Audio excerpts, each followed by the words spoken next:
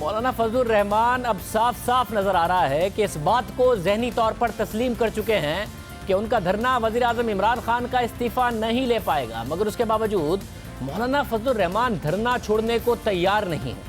تو آخر مولانا کا پلان کیا ہے؟ انہوں نے سلیم صافی صاحب سے گفتگو کی، ذرا سنیں۔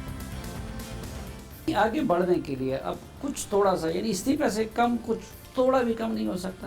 لائیں تجویز جو استعفے کے برابر کی ہو، لائیں اس تجویز کی 2-3 مہینے کے اندر الیکشن کرانے کی ہو۔ جوڈیشل کمیشن والی میں اس کے حق میں نہیں ہوں، کیونکہ معاملات کو لمبا کرنے کے ایک طریقے ہوتے ہیں، بڑے خوبصورت آئینی الفاظ کے ساتھ جی، لیکن اس کے پیچھے مقصد جو ہوتا ہے وہ مسئلے کا حل نہیں ہوتا، بلکہ اس تحریک کو ناکام بنانا۔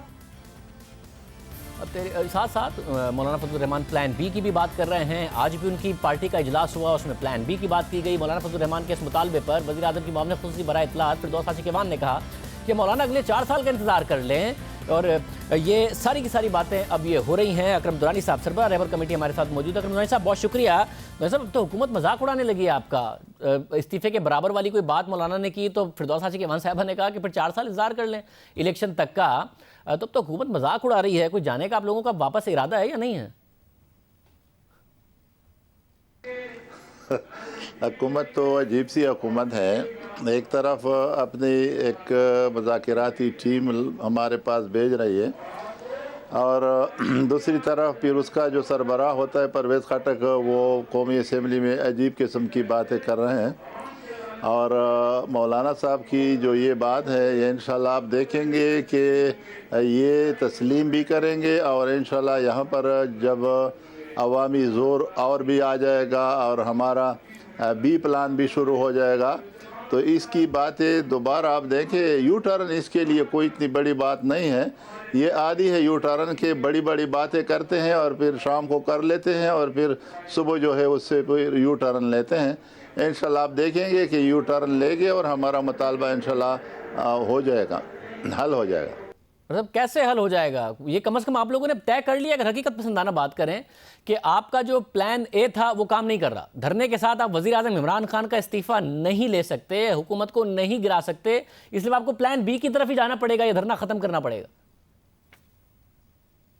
نہیں جی، تحریکوں میں تو ایک ہوتا ہے اے بی سی، جتنا بھی آپ چاہیں گے اخلاقی طور پہ یہاں پر اس سے 4 کروڑ 72 لاکھ جو ووٹ ڈالے گئے ہیں اپوزیشن کے، وہ مطالبہ کر رہی، اور عمران خان کہہ رہا تھا کہ اگر 500,000 لوگ بھی مجھ سے مطالبہ کریں کہ گو عمران وہ میں چلا جاؤں گا، ہم نے تو اخلاقی طور پہ اس کو بتانا تھا کہ پورا پاکستان آیا ہے اور آپ سے پرزور مطالبہ کر رہا ہے کہ آپ مستعفی ہو جائے۔